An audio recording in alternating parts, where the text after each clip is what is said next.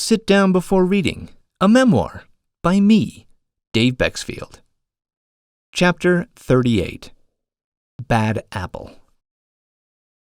Lyme disease has been around since before mankind, and certainly before proverbs about bad apples, which first surfaced in the English language around 1340, conveniently around the time of Sir Lancelot and his ill-fated quest for the Holy Grail. And, fittingly, Guinevere's bad apple stumper of a brain teaser. To complete the metaphor, as the fruit decays, these rotten apples produce ethylene gas, accelerating the aging of nearby apples. If you've been paying close attention, you've already noticed a few of the bad apples that are contaminating the MS gradient theory, locations that outright contradict the presumed association between MS and sunlight.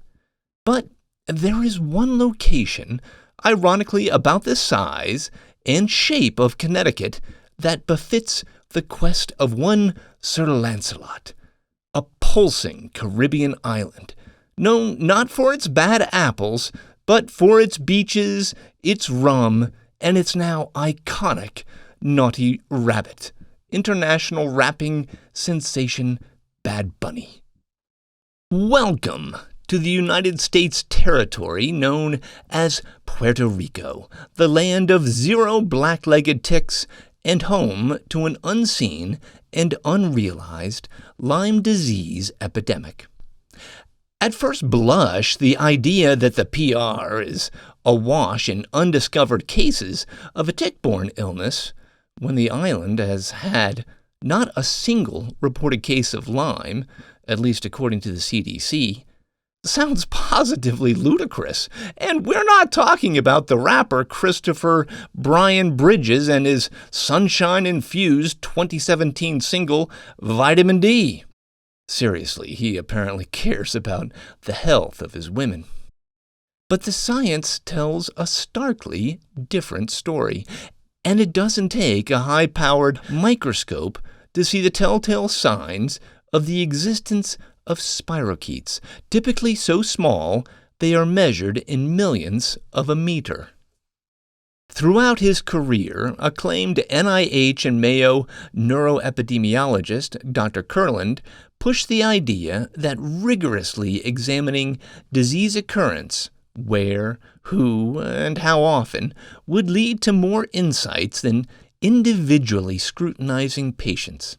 Yet the allure of investigating a disease by focusing on it at a microscopic level, leveraging all available advanced technology, has proven over time to be too powerful to resist. Analyzing the details revealed by ever more insightful MRIs, spinal taps, and blood draws produce immediate, measurable, tangible results. If only researchers had bothered to look up from the minutiae. In May of 2023, our intrepid MS specialist, Dr. Bieber, fortuitously put together a world map of MS prevalence for one of his popular videos, stitching together a number of MS epidemiological studies. The numbers appear to make no sense in support of the gradient theory, and squinting to account for off-suspected variables, Western diet, sunlight, doesn't help. Syracuse, New York boasts some of the world's highest MS rates at 1 out of every 222 people, and sits at a longitude of 43 degrees. So why is the prevalence in Alberta, Canada, straddling the much more northern 54-degree mark, actually somewhat lower at 1 out of every 280 people? Jump across the Atlantic, and the numbers get just as squirrely. Caseloads in France, at a latitude of 46 degrees, log in at 1 out of 2,500, more than 10 times fewer than Syracuse despite its higher latitude. To even sniff the type of prevalence in Syracuse on this side of the world, one has to travel to the latitudinal nosebleeds of Greenland, 72 degrees latitude, and even then the rate is only 1 out of 370. But nothing compares to the ultimate outlier, our second twist. Standing out like a pimple on prom day on Dr. Bieber's research map lies Puerto Rico, latitude 18 degrees, with the prevalence of MS checking in at a modest 1 out of 1,000. Compared to areas around the continental U.S., the gradient appears to hold. Syracuse is worse, Southern California is better, 1 out of 420, and PR is noticeably better still. As we head toward the equator, rates drop precipitously. Panama is 1 out of 19,000. Colombia is 1 out of 23,000. And the country named after the dividing line, Ecuador, is 1 out of 25,000. But start spinning the globe, and the latitude gradient doesn't just start to wobble like an off-kilter ceiling fan. It becomes untethered nonsense. Puerto Rico is nearly the same latitude as Thailand, only 2 degrees of difference, yet the odds of getting diagnosed with MS there are Powerball-esque, 1 out of 130,000. Rates in Africa are equally puzzling. Areas practically straddling the equator sit in the 1 out of 30,000 range, which fits. But far more confounding? Travel closer to the South Pole, and while the prevalence of MS in white South Africans climbs to 1 out of 3,900, the prevalence in black South Africans craters to 1 out of 454,000, among the lowest odds on the planet. And it's a full 29 degrees removed from the equator. Do you hear that noise? That sputtering, coffee-spewing chorus of competing fruit vendors? Apples! Oranges! How dare I compare them when obviously they are so different? But here's the thing. In the United States, researchers have found the prevalence of MS to be nearly identical between black and white Americans. Why would South Africa be the polar opposite? The reason there likely has nothing to do with the poles, north or south. Flip back a few pages, and you'll find the answer reaffirmed by Dr. Dean's research. Money.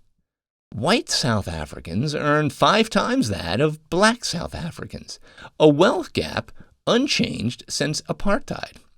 Many white South Africans have the disposable income to travel, and they like to travel to Europe. And Europe is home to, a drumroll, black-legged ticks, and they get bitten while visiting and then return home to South Africa with an unexpected gift: Lyme disease. For science to be reliable, it has to be repeatable. Dr. Dean and Dr. Kurland suspected an environmental trigger, but ticks as the vector were decades away from discovery, so their theories gradually sunk into muddy unknowns, curious oddities for future researchers to dissect. Enter into evidence Exhibit B, Puerto Rico, and a bushel of apples. Instead of comparing MS rates in the Caribbean territory to far-flung destinations, let's compare it to its neighbors, apples to apples, focusing on its closest, the Dominican Republic, a mere 205 nautical miles stone skip to the west and a full degree to the north. According to the latitude gradient hypothesis, the two countries should have near identical patterns of MS. They don't. At all. It's not remotely close. According to an exhaustive 2017 collaborative study relying on the expertise of each country's leading neurological association, Puerto Rico isn't just an outlier in terms of MS cases. It's Roger Bannister breaking the 4-minute mile, only if he ran it in an incomprehensible 4.94 seconds. There are nearly 50 times more cases of MS per 100,000 in the PR than in the DR. The comparison gets worse if Guatemala and Nicaragua are added to the mix, two countries with even lower rates of MS.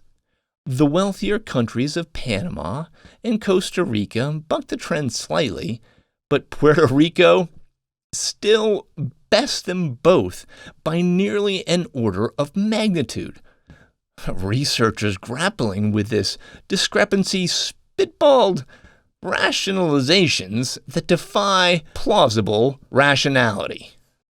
The data from this report show that prevalence in most of these countries fluctuates between very low and low, with exception of Puerto Rico, who has a moderate prevalence. Reasons adjudicated for Puerto Rico's higher prevalence in the region include the contribution of a national MS registry, unique in the Americas and enforced by local law. In addition, Puerto Rico has a different genetic population makeup from the rest of Latin America, higher concentration of white Caucasian groups. Analysis of the origin of its population should eventually be considered. An MS registry and an influx of pastiness might nudge MS cases slightly upward. I'd even let researchers push past reasonable expectations and run with estimates that double, even triple the caseload. But 50 times? It's akin to attributing a record-setting sub-5-second mile to better running shoes and a more aerodynamic haircut. Maybe instead of proposing to eventually analyze the origin of Puerto Rico's population at some future date, researchers had simply focused on where Puerto Ricans living on the island like to travel. They would have discovered that, like most people on planet Earth, they prefer to visit family. And with more than 50% of Puerto Ricans living in the continental U.S., a percentage that easily dwarfs all other Caribbean nations, it only takes a glance at a census map to see where they reside stateside. Or, a visit to Wikipedia. The northwestern United States is home to 2.5 million Puerto Ricans, comprising 53% of the stateside Puerto Rican population nationwide. Lower New England and the New York, New Jersey, Pennsylvania area hold the majority of the region's Puerto Rican population. Combined, the New England states are home to over 600,000 Puerto Ricans, with the vast majority in the lower portion of New England having a very high concentration of Puerto Ricans. The first time I visited Connecticut, I came home with a tick and Lyme disease. It seems rather plausible that more than a few Puerto Ricans have shared a similar misfortune. But again, researchers are gonna huff, where's the hard proof? Maybe it's just coincidence, or not. In Puerto Rico, MS prevalence isn't the only outlier. Everything MS-related screams something is very wrong.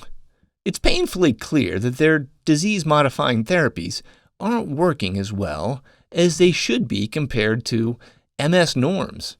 Recent research found that there is a high percentage of Puerto Rican MS patients that are disabled, 26.85%.